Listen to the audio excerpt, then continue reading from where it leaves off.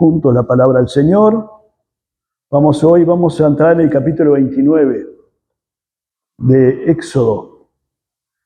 Hemos estado mirando por varias reuniones el tabernáculo.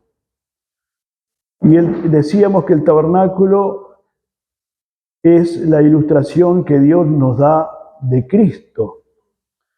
Hablábamos de, el hebreo dice que 9:1 al 5 dice que el santuario terrenal, es decir, el tabernáculo que hemos estado mirando nosotros acá en Éxodo, es figura o ilustración del santuario celestial, del que hay en el cielo, de ese tabernáculo no hecho de manos humanas.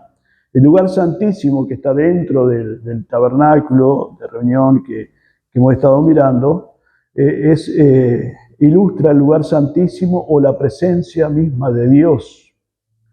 El velo que se acuerda que cuando Cristo dio su vida se rasgó de arriba abajo. El velo también ilustra la carne de Cristo.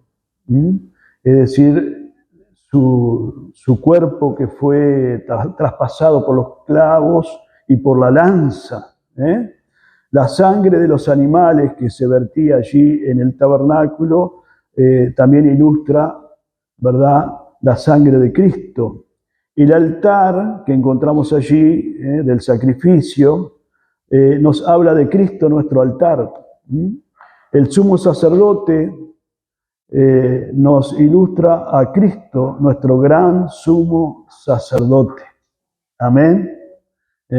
Los sacrificios, ¿verdad?, que se ofrecían allí, hablan de Cristo, nuestro sacrificio. Él es nuestro sacrificio. Él dio su vida por nosotros, una vez y para siempre. Cuando ya vino Cristo, cuando ya Cristo dio su vida, ya no fue necesario hacer más sacrificio de animales.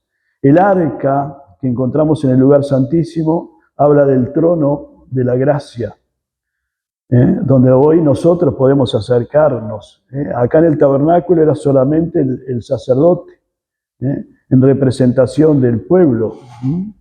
Pero hoy nosotros, la iglesia que vivimos en el tiempo de la gracia, podemos presentarnos con total libertad ante el trono de la gracia, ante el trono mismo de la presencia de Dios.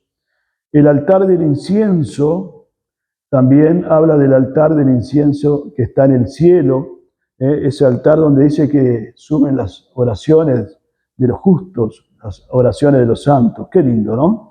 Ahora sí, vamos a mirar Éxodo capítulo 29. Éxodo 29, versículo 1. Dice, esto es lo que harás para consagrarlos a los sacerdotes, para que sean mis sacerdotes. Dice, toma un becerro de la vacada y 2 carneros sin defecto. Dice, y panes sin levadura, y tortas sin levadura amasadas con aceite, y hojaldres sin levadura untadas con aceite. Dice, los harás de flor de harina de trigo, y las pondrás en un canastillo, y en el canastillo las ofrecerás, con el becerro y los 2 carneros. Y llevarás a Aarón y a sus hijos a la puerta del tabernáculo de reunión, y los lavarás con agua. El lavamiento que habla acá apunta o es típico de la regeneración o el nuevo nacimiento, que es lo que nosotros hoy hemos recibido, ¿verdad? El nuevo nacimiento. Hemos nacido de nuevo. Cuando recibimos a Cristo como nuestro único y suficiente Salvador, pasamos de muerte a vida. Amén. Dice la palabra de Dios que todas las cosas fueron hechas nuevas. La palabra en el griego para regeneración es palingenesis, que significa nuevo nacimiento. Bueno, este lavamiento que se le hacía a los sacerdotes antes de ser consagrados apuntaba justamente o ilustra el nuevo nacimiento. O sea, nadie puede servir al Señor si no ha nacido de nuevo, ¿verdad? Hay gente muy bien intencionada a veces en las iglesias cuando empiezan a venir, pero recién empiezan a venir y todavía no han tenido un encuentro con Cristo, todavía no vemos que hayan nacido de nuevo, pero bien nacen de nuevo, bien vemos que ha ocurrido ese encuentro con el Señor, entonces sí, ya están listos, ¿verdad?, para poder servir al Señor. Y dice el verso 5, dice, y tomarás las vestiduras y vestirás a Aarón con la túnica, el manto de éfod, el éfod y el pectoral, y le ceñirás con el cinto de éfod, y pondrás la mitra sobre su cabeza, y sobre la mitra pondrás la diadema santa. Luego tomarás el aceite de la unción y lo derramarás sobre su cabeza y le ungirás, y harás que se acerquen sus hijos y les vestirás las túnicas. Les ceñirás el cinto a Aarón y a sus hijos y les atarás las tiaras y tendrán el sacerdocio por derecho perpetuo. Así consagrarás a Aarón y a sus hijos. Después, dice el verso 10, después llevarás el becerro delante del tabernáculo de reunión y Aarón y sus hijos pondrán sus manos sobre la cabeza del becerro. El poner las manos sobre el animal hablaba de la identificación. Cuando un pecador, eso también sucede hoy, ¿verdad? Cuando un pecador llega al altar, o en aquel momento cuando estamos hablando del tabernáculo, llegaba al altar y ponía sus manos sobre el animal, significaba que el animal ocupaba su lugar. Hoy también cuando un pecador viene a Cristo, está identificándose con Cristo, está poniendo en Cristo su pecado, su necesidad de perdón, ¿verdad? Y el Señor se está identificando con ese varón, con esa mujer, ¿verdad? Que viene a Él también y imputándole, ¿verdad? Su perdón, su favor, su misericordia. Qué lindo, ¿no? Dice el verso 26, dice, y tomarás el pecho del carnero de las consagraciones, que es de Aarón, y lo mecerás por ofrenda mecida delante de Jehová, y será porción tuya. Y apartarás el pecho de la ofrenda mecida y la espaldilla de la ofrenda elevada, lo que fue mecido y lo que fue elevado del carnero de las consagraciones de Aarón y de sus hijos. Otra vez, ¿verdad? Vamos a ver esto más adelante en el libro de Levítico, donde vamos a ver un poco más sobre este tema. Esto lo vamos a ver más adelante. Luego encontramos el verso, vamos a mirar el verso en el capítulo 30. Vamos a pasar al capítulo 30, verso 1 y 2, el altar del incienso. Este capítulo 30 es el gran capítulo sobre la adoración. Aquí se nos dan las instrucciones para el altar del incienso, el cual habla de la oración, habla de la adoración también. Dice el verso 1, dice, harás asimismo un altar para quemar el incienso, dice, de madera de acacia lo harás. Su longitud será de 1 codo y su anchura de 1 codo. Será cuadrado, dice, y su altura de 2 codos, y sus cuernos serán parte del mismo. Las instrucciones revelan que este era un altar pequeño. Dice, y lo cubrirás de oro puro, su cubierta, sus paredes, en derredor y sus cuernos, y le harás en derredor una cornisa de oro. Le harás también 2 anillos de oro debajo de su cornisa, a sus 2 esquinas, a ambos lados suyos, para meter las varas con que será llevado. Aún este mueble pequeño, ¿se acuerda que decíamos que el tabernáculo era movible?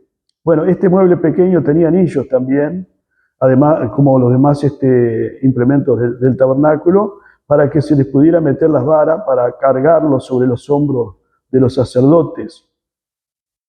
En el libro de Números, en el libro que sigue ahora después de eso, vamos a ver la marcha, ¿verdad?, a través del desierto de los levitas que llevaban el tabernáculo y el mobiliario del tabernáculo.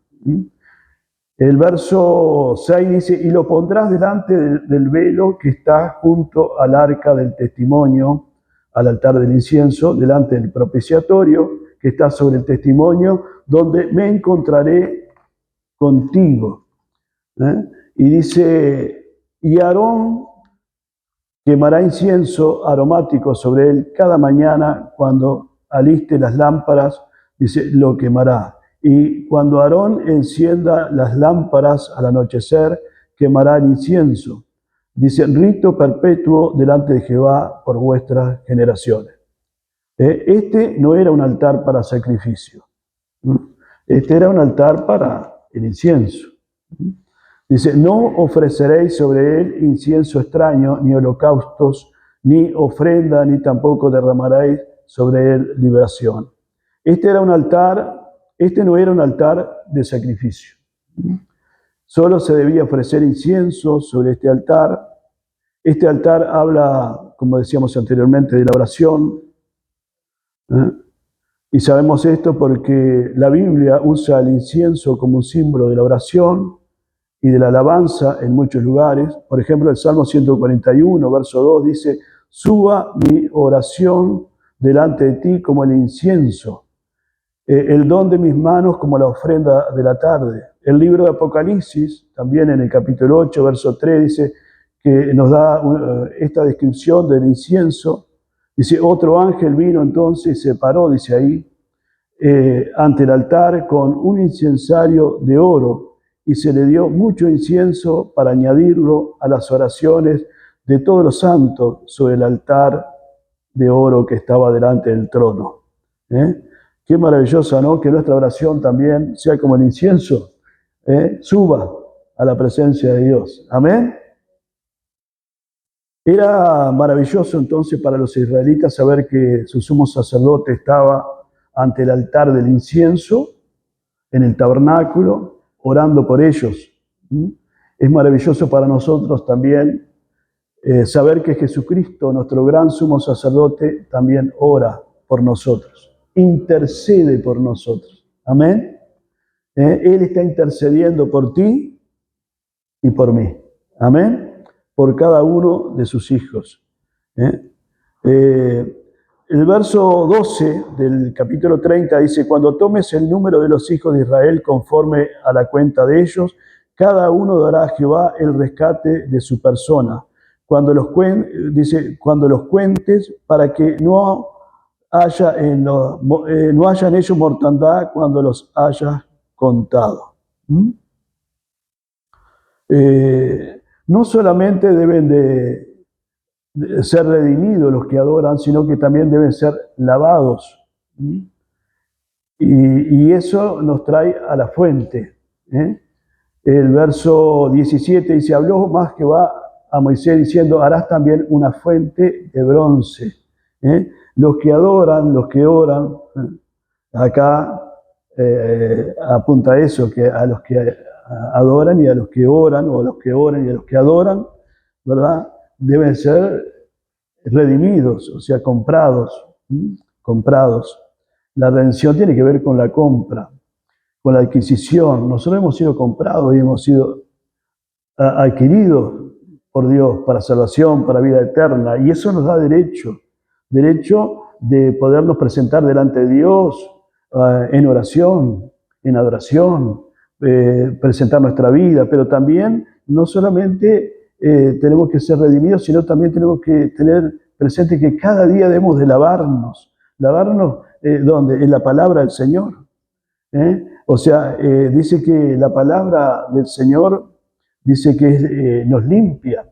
Jesús le dijo a sus discípulos, dice, vosotros estáis limpios por la palabra que os he hablado. Es decir, la palabra misma, a medida que va arrojando luz a nuestras vidas, nosotros nos vamos limpiando. Amén. Y entonces, al tener ese derecho precioso de podernos presentar, por ser redimidos también, tenemos ese, digamos, obligación de presentarnos con una vida como a Dios le agrada, una vida limpia, sin pecado. Dice, si alguno ha pecado, dice, abogado tenemos con Dios, dice, a Jesucristo. Amén.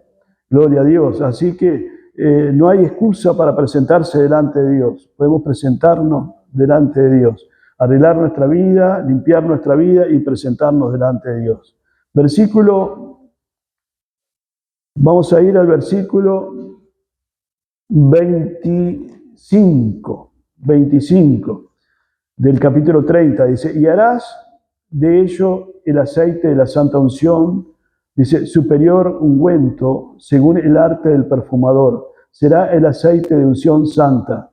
Con él ungirás el tabernáculo de reunión, el arca del testimonio, la mesa con sus utensilios. Ungirás también a Aarón y a sus hijos, y los consagrarás para que sean mis sacerdotes. ¿Qué es lo que nos unge a nosotros hoy en día? Es la unción del Espíritu Santo. Tenemos una unción que nos capacita para entender la palabra de Dios. Amén. Gloria a Dios. Versículo 35 dice, y harás de ello el incienso. Dice, un perfume según el arte del perfumador. Dice, bien mezclado, puro y santo, y molerás parte de él en polvo fino, y lo pondrás delante del testimonio en el tabernáculo de reunión, donde yo me mostraré a ti. Dice, o será cosa santísima. Verso 38 dice, cualquiera que hiciere otro como este para olerlo, será cortado de entre el pueblo de Dios. Dios no acepta ninguna imitación. Dice, para concluir, hermanos, ¿verdad? Este capítulo, nos gustaría mencionar de nuevo que había dos altares. El altar del holocausto, que ya lo hemos visto, que es donde se ofrecían los animales, ¿verdad? Donde se derramaba la sangre, es donde Dios trataba con el pecador. Este habla de la tierra y el pecado del hombre. Luego viene el altar del incienso, que es este último, que habla del cielo y de la santidad. El altar de bronce habla de lo que Cristo hizo por nosotros en la tierra, es decir, su sacrificio. El altar del incienso, este último que estamos viendo acá, habla de lo que Cristo hace por nosotros hoy en el cielo, es decir, intercede por nosotros. Amén. También habla de nuestras oraciones, como decíamos anteriormente, y de nuestra parte en la adoración, de cómo presentarnos, ¿verdad? Después de haber aceptado a Cristo como nuestro Salvador, de ser redimidos, también tenemos que limpiarnos cuando nos presentamos delante del Señor. Tenemos que mantener una vida como a Dios le agrada. Dice, habla de Cristo, quien ora por nosotros. Él es quien verdaderamente alaba a Dios y ora por nosotros. Él es quien adora sinceramente a Dios por nosotros. Él es nuestro intercesor. Amén. Gloria a Dios. Capítulo 31. Acá hay un llamamiento a los artesanos que estaban llenos del Espíritu.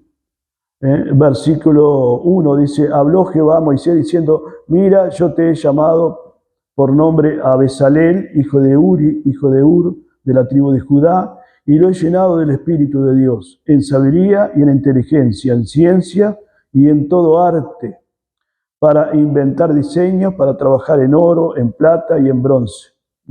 A estos hombres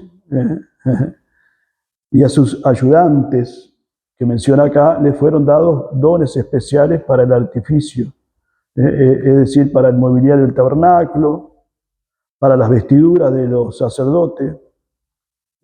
Y como es un trabajo para Dios, es Dios mismo el que se encargó de habilitarlos a estos hombres, de prepararlos, de darles sabiduría, como dice acá, inteligencia, de llenarlos con su espíritu.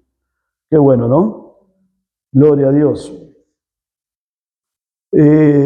Versículo 12, encontramos ahí el día de reposo que ya hemos hablado, capítulo 31, verso 12.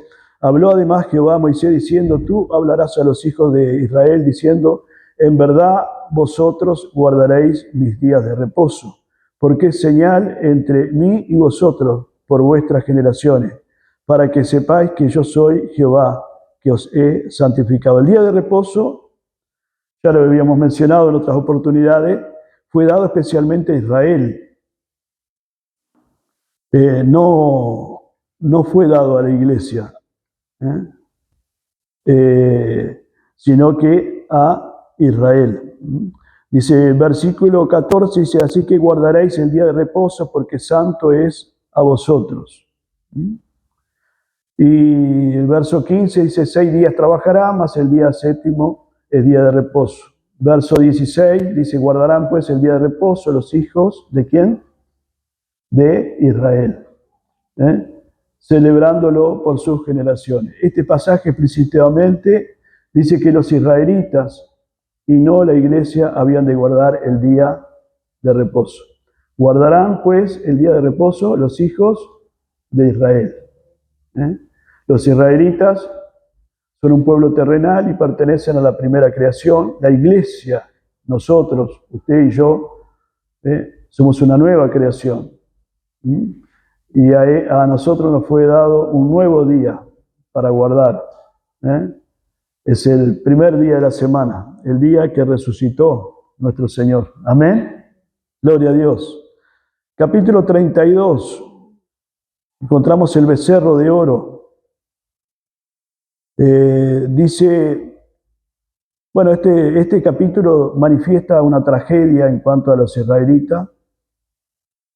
Ellos se apartan de Dios. Dice el verso 1, dice, viendo el pueblo que Moisés tardaba en descender del monte, donde Dios le estaba dando las tablas de la ley, Dios estaba hablando cara a cara con Moisés, se acercaron entonces a Aarón y le dijeron, levántate, haznos dioses que vayan delante de nosotros, porque a este Moisés, el varón que nos sacó de la tierra de Egipto, no sabemos qué le haya acontecido. Bueno, creían que Moisés se había ido o que estaba muerto. Aarón cedió a lo que ellos pedían, ¿verdad? Y mientras estaba Moisés en el monte, no estaban guardando ningún mandamiento, cuando en realidad habían dicho, cuando Dios les dijo que les iba a dar la ley, ellos aceptaron la ley y dijeron que iban a cumplirla, en realidad no estaban cumpliendo los mandamientos. Moisés estaba recibiendo la ley y las instrucciones y el dibujo del tabernáculo. Pero el pueblo ya se había apartado de Dios y de su palabra. Jehová le habló a Moisés, verso 7 del capítulo 32, anda y desciende porque tu pueblo que sacaste de la tierra de Egipto se ha corrompido. Pronto se han apartado del camino que yo les mandé, se han hecho un becerro de fundición y lo han adorado. Dios no redimió a Israel porque Israel fuera una raza superior o más grande o mejores que cualquier otra nación. No fue por ninguna de estas cosas. Dios ya sabía cómo iban a proceder, cómo iban a apartarse de él. Dios mismo dijo, yo sabía que eres pueblo de dura cerviz, pero te amo. Dice el verso 9, dijo más Jehová a Moisés, yo he visto a este pueblo, que por cierto es pueblo de ¿qué? De dura cerviz. Dios ya sabía que se iban a apartar, pero aún así les amó. Les amó. Dice, esta fue una verdadera tentación para Moisés. En realidad Dios le está diciendo a Moisés, te usaré como sea Abraham y haré de ti una nación grande y todavía guardaré mi pacto con Abraham. Ahora, veamos lo que dice Moisés. En el verso 11 dice, entonces Moisés oró en presencia de Jehová. Es uno de los más grandes oradores o intercesores que vemos acá. Moisés oró en presencia de Jehová, intercedió en la presencia de Jehová, su Dios, y dijo: oh Jehová, ¿por qué se encenderá tu furor contra tu pueblo, que tú sacaste de la tierra de Egipto, con gran poder y con mano fuerte? Y Dios le dice: anda, desciende, porque tu pueblo que sacaste de la tierra de Egipto se ha corrompido. Ahora veamos cómo Dios habla porque está orando, está intercediendo, ¿no? Como vimos ya en Génesis a Abraham, que intercedió también por Sodoma, por Gomorra, ¿se acuerda? Y cuando Dios le dijo que le iba a destruir, y Abraham se atrevió a decirle: ¿no habrán 50 justos? Y después dice: no hay, y dice: no habrán 40. Qué tremendos hombres de Dios, qué tremendos intercesores, ¿verdad? El intercesor lo que hace es orar por otros. Y acá vemos que está Moisés orando por este pueblo que había dejado a Dios, que había abandonado a Dios, que estaba adorando ídolos. Y acá Moisés habla, porque el intercesor lo que hace es hablar claro. Cuando nosotros oramos, tenemos que orar con claridad a Dios. No podemos presentarnos delante de Dios cuando tenemos realmente una necesidad y decirle: no sé lo que me pasa. Si sabemos lo que nos pasa, tenemos que ir al grano. Y aunque usted diga: pero Dios ya todo lo sabe. Pero a Él le gusta que nosotros le digamos las cosas que nos están pasando, y permítame usar esta palabra, al pie de la letra, sin esconder nada.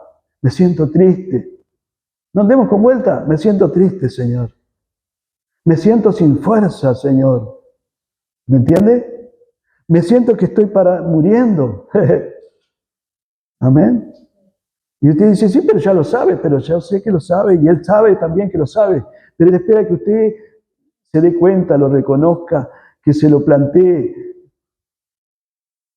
que lo hable con Él. Y Moisés, mire, que habla, acá vemos que habla con mucha claridad, y le da motivos, le da varios motivos, como 3 motivos distintos a Dios para que el Señor no los abandone a este pueblo, ¿verdad? Y dice: ¿por qué han de hablar los egipcios diciendo: para el mal los sacó, para matarlos en los montes y para raerlos de sobre la faz de la tierra? Y mire lo que le dice Moisés a Dios, qué tremendo, ¿no? Dice: vuélvete del ardor de tu ira y arrepiéntete de este mal contra tu pueblo. Y luego le da otro motivo más, con un argumento acá. Mire qué argumento le plantea Moisés al Señor. Dice: entonces Moisés, dice, mire el argumento que le da. Dice: este pueblo es tuyo, Señor. El pueblo es tuyo. Tú prometiste traerlos a la tierra. Entonces, después que le da estos 2 argumentos, le da uno más y le dice: acuérdate de Abraham, de Isaac, de Jacob, de Israel, dice acá, tus siervos, a los cuales has jurado por ti mismo, y le has dicho: yo multiplicaré vuestra descendencia como las estrellas del cielo, y daré vuestra descendencia toda esta tierra de que he hablado, y la tomarán por heredad para siempre. Qué tremendo, ¿no? Gloria a Dios, ¿no? Dice: Moisés ruega a Dios que se acuerde de Abraham, de Isaac, de Jacob, de Israel, ¿verdad? Y como él había hecho un pacto con ellos, y como había prometido multiplicar su descendencia y darles la tierra. Entonces acá dice: entonces Jehová, dice el verso 14, se arrepintió del mal que dijo que había de hacer a su pueblo. En este contexto, la palabra mal quiere decir castigo. Castigo. Usted dice: ¿qué mal le iba a hacer? Castigarlos. ¿Acaso no merecían un castigo? ¿Una disciplina? ¿Verdad que sí? Sin embargo, Moisés intercedió por el pueblo y Dios tuvo misericordia. Versículos 15. Y volvió Moisés, dice, y descendió del monte, trayendo en su mano las dos tablas del testimonio, las tablas de la ley. Las tablas escritas, dice, por ambos lados. De uno y otro lado estaban, ¿qué? Escritas. Y las tablas eran obra de Dios. Y la escritura era escritura de Dios grabada sobre las tablas. Cuando oyó Josué el clamor del pueblo que gritaba, dijo a Moisés que Josué había como ido a encontrarse con Moisés, lo estaba esperando que descendiera del monte. Dice, alarido de pelea hay en el campamento, dice Moisés, dice Josué. Y él respondió, no es voz de alarido de fuertes, ni voz de alarido de débiles. Dice, voz de cantar oigo yo. En realidad los israelitas se estaban divirtiendo muchísimo. Estaban adorando el becerro de oro y viviendo en pecado. ¿Eh? Y dice el verso 19, dice, aconteció que cuando él llegó al campamento, Moisés, y vio el becerro y las danzas, ardió la ira de Moisés y arrojó las tablas de sus manos y las quebró al pie del monte. ¿Eh? Ahora escuchemos a Aarón mientras trata de lavarse las manos de todo este asunto. ¿Eh? Que estaba pasando ahí, de todo este pecado, de todo esto tan feo que estaba pasando, ¿verdad? Verso 22 dice, respondió Aarón, no se enoje mi señor, tú conoces al pueblo que es inclinado a mal. Porque me dijeron, haznos dioses que vayan delante de nosotros, porque este Moisés, el varón que nos sacó de la tierra de Egipto, no sabemos qué le haya acontecido. En otras palabras, ¿sabe lo que estaban haciendo? Todos, incluso con Aarón mismo, echándole la culpa a Moisés por lo que había sucedido. Creían que Moisés los había abandonado y por eso acudieron al becerro de oro. Qué tremendo, ¿verdad? Gloria a Dios. Volvamos a la intercesión de Moisés, capítulo 32. Le da un cuarto motivo Moisés al Señor para que perdone al pueblo. Versículo 31 del capítulo 32. Entonces volvió Moisés a Jehová y dijo, te ruego pues, dice, este pueblo que ha cometido un gran pecado, porque se hicieron dioses de oro, que perdones ahora su pecado, y si no, ráeme ahora de tu libro que has escrito. En el versículo 32 que acabamos de leer acá, el carácter de Moisés brilla. Mire usted lo que dice Moisés. Estaba dispuesto a morir por su pueblo. Brilla, brilla. Resalta, salta a la luz el carácter de Moisés. Qué tremendo, ¿no? Estaba dispuesto a morir por su pueblo. Dice, ráeme ahora de tu libro. Es una frase figurativa de decir, acaba con mi vida. Pero Dios tuvo clemencia o compasión de Moisés, pero no tuvo clemencia de su amado Hijo, de Jesús, cuando dio su vida en la cruz. Como dice la palabra de Dios, el justo por los injustos para llevarnos a Dios. Amén. Gloria a Dios. Esto nos lleva a reflexionar que Dios tuvo misericordia de Moisés, tuvo clemencia, porque podía haberlo sacado de existencia también a Moisés con tantos que murieron, porque Dios hizo después justicia, porque se habían apartado de él y muchos murieron en esa oportunidad. Pero Dios tuvo misericordia de Moisés. Pero como decíamos anteriormente, no de Jesús, no tuvo clemencia, porque la palabra de Dios se tenía que cumplir. El justo, hablando de Jesús, porque Moisés, hay muchas cosas que de la vida de Moisés que apuntan también a quién, a Cristo. Y eso de poner su vida, Moisés está apuntando a Cristo, quien realmente puso su vida por nosotros. Amén. Por nosotros, el justo por los injustos. Amén. Para llevarnos a Dios. Qué tremendo, ¿no? Capítulo 33. Acá vamos a encontrar el viaje de Israel que continúa. Versículo 7, y Moisés tomó el tabernáculo y lo levantó lejos, fuera del campamento. Es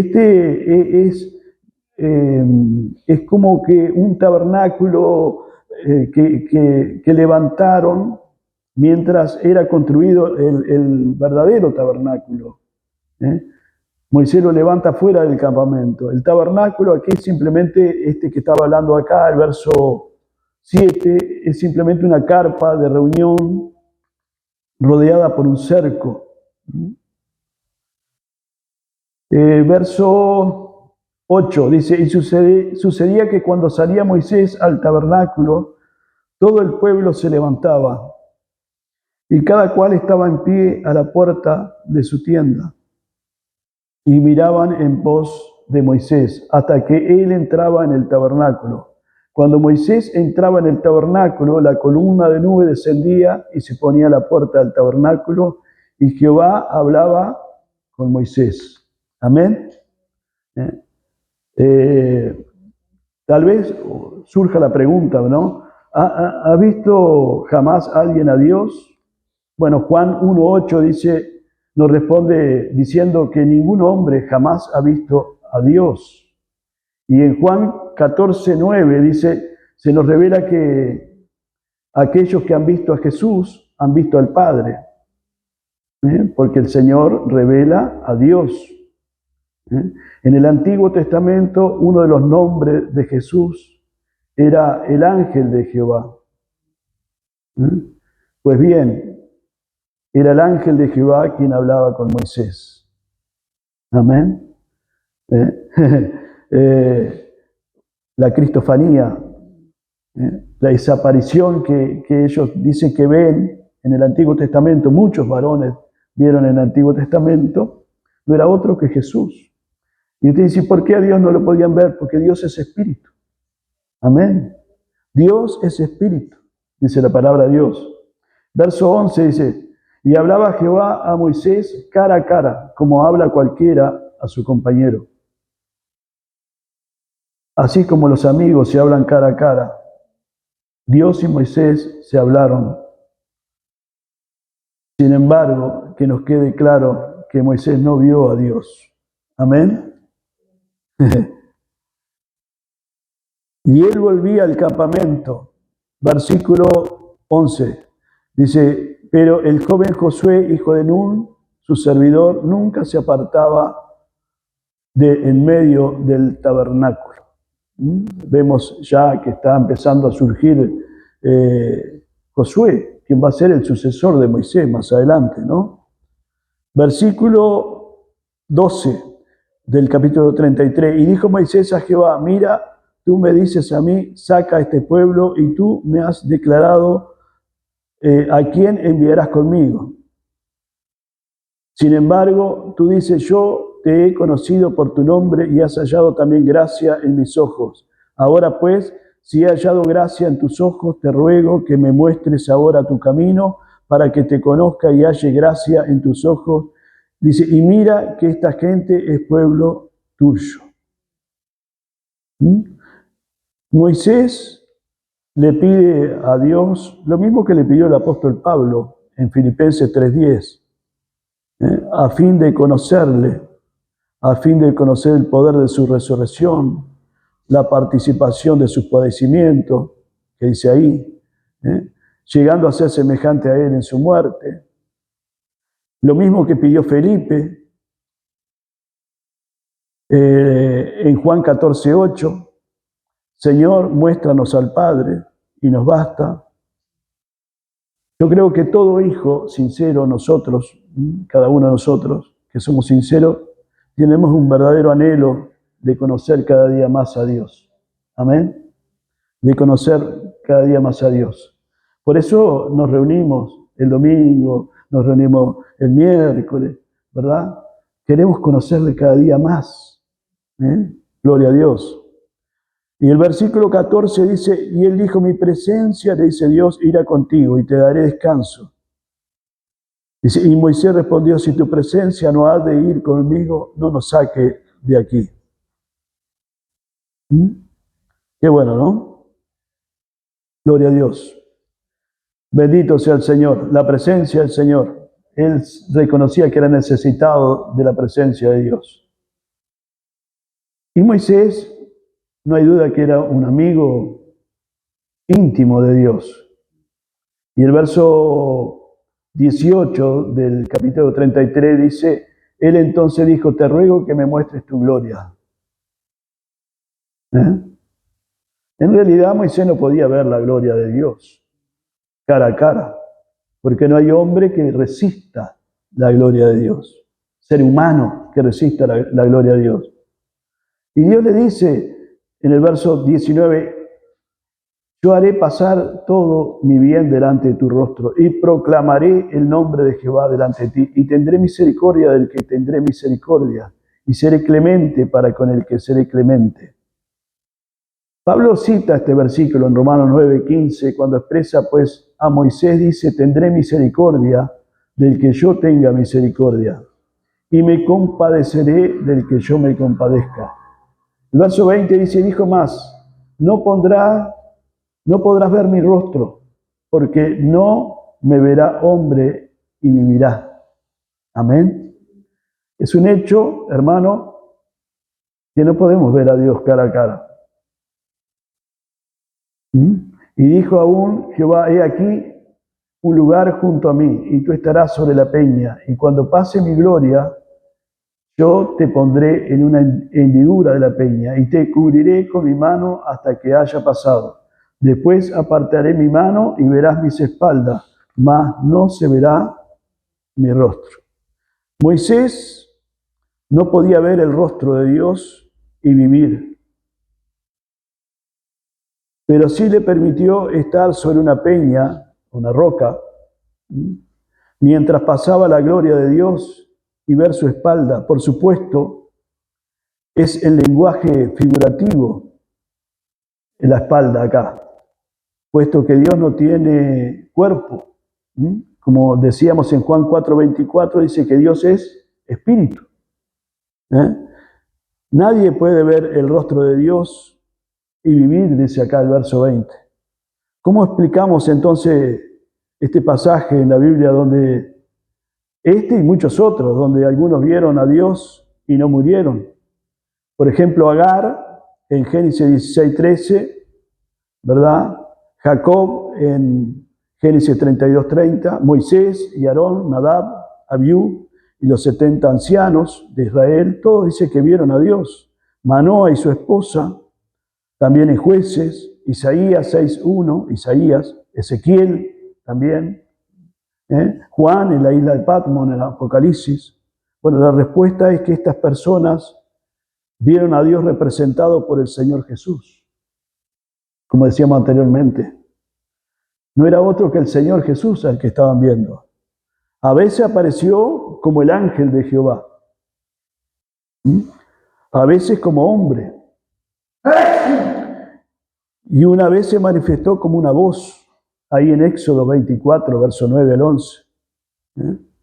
El unigénito Hijo del Padre que está sentado en el trono, en el seno del Padre, ha dado a conocer por completo al Padre, a Dios. Cristo es el resplandor de su gloria. Amén. Gloria a Dios. El que ha visto a Cristo o el que ha tenido un encuentro con Cristo, ya está participando de la gloria de Dios, del esplendor de su gloria. Dice la palabra de Dios en Hebreo 1:3, que Él es la imagen misma de su sustancia. Por eso Él pudo decir ahí en Juan 14:9, el que me ha visto a mí, ¿ha visto a quién? Al Padre. Al Padre. Gloria a Dios, ¿no? Capítulo 34. Las tablas de la ley son renovadas. No nos olvidemos que las tablas, ¿qué habían pasado con las tablas cuando Moisés descendió? Las quebró, ¿verdad? Bueno, acá en el versículo 1 dice: Jehová dijo a Moisés, alízate 2 tablas de piedra como las primeras, y escribiré sobre esas tablas las palabras que estaban en las tablas primeras que quebraste. Este es el segundo par de tablas de la ley. Como decíamos anteriormente, las primeras tablas fueron rotas cuando Moisés descendió del monte Sinaí y encontró a los israelitas que habían hecho un becerro de oro y que las estaban adorando. Ahora vuelve al monte con tablas en blanco. Gloria a Dios. Seguimos. Versículo 29 del capítulo 34. Y aconteció que descendiendo Moisés del monte Sinaí con las 2 tablas del testimonio en mano, ¿qué pasó? El rostro de Moisés resplandece. Al descender del monte no sabía Moisés que la piel de su rostro resplandecía. Amén.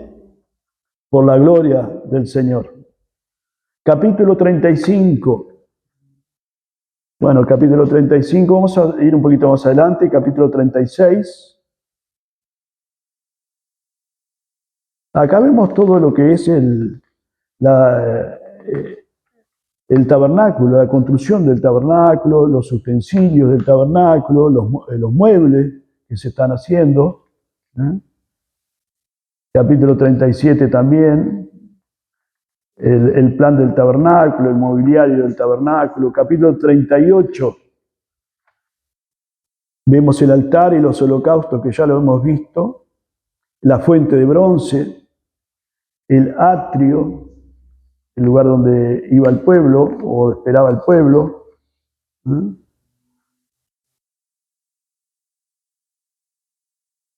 el capítulo 39, las vestiduras santas del sumo sacerdote. Aarón era el sumo sacerdote y todas las vestiduras que él llevaba hablaban de la persona de Cristo. Ya nos ha dado el modelo para esta vestidura. Versículo 1 y 2 dice: del azul, púrpura y carmesí hicieron las vestiduras del ministerio para ministrar en el santuario, y asimismo hicieron las vestiduras sagradas para Aarón, como Jehová lo había mandado a Moisés. Hizo también el efod de oro, de azul, de púrpura, carmesí y lino torcido. Estas vestiduras son llamadas sagradas, estaban tejidas de un modo bastante raro. Ninguna de las vestiduras del sumo sacerdote eran ordinarias o simples. En este capítulo también son llamadas vestiduras de gloria, de hermosura. Se les da gran énfasis a la mitra que Aarón llevaba en su cabeza, en ese gorro, con la inscripción Santidad Jehová. Fundamentalmente se vistió Aarón de la misma ropa que los otros sacerdotes llevaban. Llevaba una vestidura de lino blanco sobre algo como pantalones, porque su desnudez no debía ser revelada, aunque al parecer servía descalzo en el tabernáculo. En el gran día de la expiación, cuando Aarón llevaba la sangre al lugar santísimo, ponía a un lado todas sus vestiduras de hermosura y de gloria y llevaba solo las vestiduras simples de afuera. El lino blanco que llevaba los sacerdotes habla de justicia. Isaías en el capítulo 52, verso 11 dice en su profecía: apartaos, apartaos, salid de ahí, no toquéis cosa inmunda, salid del medio de ella, purificaos los que lleváis los utensilios de Jehová. Y Dios todavía dice esto, ¿verdad? Tenemos que limpiarnos, no olvidarnos que Dios es santo y ama la santidad y habita en la santidad. como dice el profeta Isaías, creo que el que dice santo, santo, santo es Jehová. Es interesante notar que cuando Aarón entraba en el lugar santísimo para ofrecer el sacrificio por el pecado del pueblo, ponía a un lado sus vestiduras de gloria y de hermosura. Cuando el Señor Jesús vino a la tierra, Él no puso a un lado su deidad, pero sí las vestiduras de gloria y de hermosura, porque Él era 100% Dios y 100% hombre. 100% hombre y 100% Dios. Pero no escatimó, dice la palabra de Dios en Filipenses, el ser igual a Dios como cosa que aferrarse. Llevaba el éfod, que tenía 2 piedras, una en cada hombro, con 6 de los nombres de las tribus en una piedra y 6 en la otra. Eso habla de la fuerza y la habilidad o capacidad de nuestro Señor. Cuando una oveja se pierde, nuestro gran Salvador la busca, la pone en sus hombros y la trae de nuevo ¿a dónde? Al redil. Amén. Qué bueno, ¿no? Gracias a Dios que tenemos un Salvador, hermanos, que nos puede poner en sus hombros. Amén. Y traernos sin peligro al redil. Hebreos 7:25 dice que puede también salvar perpetuamente a los que por Él se acercan a Dios. El sumo sacerdote también llevaba un pectoral que era como un chaleco, tenía 12 piedras preciosas y así era una cosa de gran belleza. Al parecer tenía también un tipo de bolsillo donde ponían el urín y el tumín. El urín y el tumín tenían algo que ver con la predicción del futuro. La Biblia no dice cómo funcionaban estas piedras bellas que tenía en el pectoral, ¿verdad? También estaban estas otras piedras que en el pectoral que hablan del hecho de que Cristo nos lleva hoy en día en su corazón, como dice Juan 3:16, porque de tal manera amó Dios al mundo que ha dado su Hijo unigénito para que todo aquel que en Él cree no se pierda, mas tenga vida eterna. Estas piedras que tenían el pectoral describen su gran amor por nosotros. Estas otras 2 piedras que hablábamos, el tumín y el urín, se usaron solamente por poco tiempo. Hoy nosotros no tenemos necesidad de nada de eso, sino que vamos a la palabra de Dios, la Santa Biblia, amén, la cual nos guía siempre y nos muestra cómo debemos de agradar a Dios. En el manto del éfod estaban las campanillas de oro y las granadas para que cuando el sumo sacerdote estuviese sirviendo, si pudiera oír sonar las campanillas cuando entraba en el lugar santo. De esa manera ellos estaban al tanto de que él continuaba ofreciendo sacrificio al Señor, ya que si en algún momento no lo escuchaban podía haber muerto, porque el sacrificio que estaba ofreciendo no había sido acepto. Las granadas hablan de la vida fructífera del creyente, las campanillas hablan del testimonio de esa vida. Las campanillas también le daban testimonio a ellos de que él estaba vivo. Cuando el sacerdote estaba en el lugar santo, los israelitas podían decir, bueno, está allí en el lugar de adoración, sirviendo por nosotros. Sabemos que está allí porque podemos oír sonar las campanillas. Cuando una persona puede llegar a la presencia de Cristo por medio de la predicación de la palabra de Dios, entonces podemos decir que realmente están sonando las campanillas. Amén. Si lo fuéramos a aplicar a eso hoy. Cuando una persona puede llegar a la presencia de Cristo por medio de la predicación que cada uno de nosotros puede tener, no solo en el púlpito, sino también cuando andamos por ahí haciendo los mandados o lo que fuere y le predicamos a alguien, bueno, y viene a Cristo, podemos también de alguna manera decir, están sonando las campanillas, que dan testimonio, que dan testimonio del Evangelio, que dan testimonio de Dios. Ya terminando el capítulo 40, el tabernáculo es levantado y se llena de la gloria de Dios. En este capítulo se está levantando el tabernáculo. Bueno, ya lo hemos visto al mobiliario, al tabernáculo parte por parte, las tres partes, el atrio, el lugar santo, el lugar santísimo, los mobiliarios, el mobiliario del tabernáculo, el altar del sacrificio, la fuente de bronce, el candelabro, el altar del incienso, bueno, el arca, que es la más de más adentro, donde habitaba la presencia de Dios, los querubines, ¿verdad? Todo el mobiliario precioso. Bueno, y ahora ya lo vemos que levantar al tabernáculo. El versículo 34 dice entonces, una nube cubrió el tabernáculo de reunión y la gloria de Jehová llenó el tabernáculo. Amén. Gloria a Dios, qué tremendo, ¿no? La presencia de Dios. Cuando el apóstol Pablo trata de identificar a los israelitas, en el libro de Romanos, él dice, ¿quiénes son israelitas? Una de las cosas que los puso aparte de los demás gente era la gloria. Así lo dice Pablo en Romanos 9:4. Dice que son israelitas, de los cuales son la adopción, ¿qué más? La gloria, el pacto, la promulgación de la ley, el culto y las promesas. Los israelitas fueron los únicos que disfrutaron de la gloria de Dios, es decir, de la presencia de Dios visible.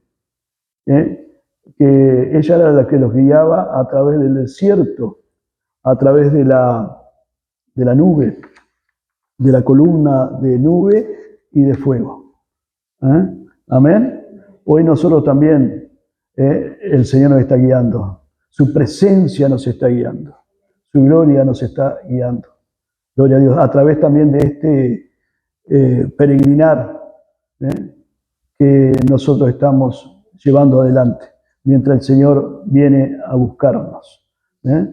Gloria a Dios. Bendito sea el Señor. Que Dios le bendiga, hermanos. Quedamos por acá hoy y le damos gracias al Señor. Ya terminamos el libro de Éxodo y pasamos rápidamente al libro de Números. Gloria a Dios. Padre, te damos gracias en el nombre de Jesús por permitirnos en este momento, Señor, estar culminando el estudio del libro de Éxodo, donde hemos visto mucho, Señor, de lo que tú hiciste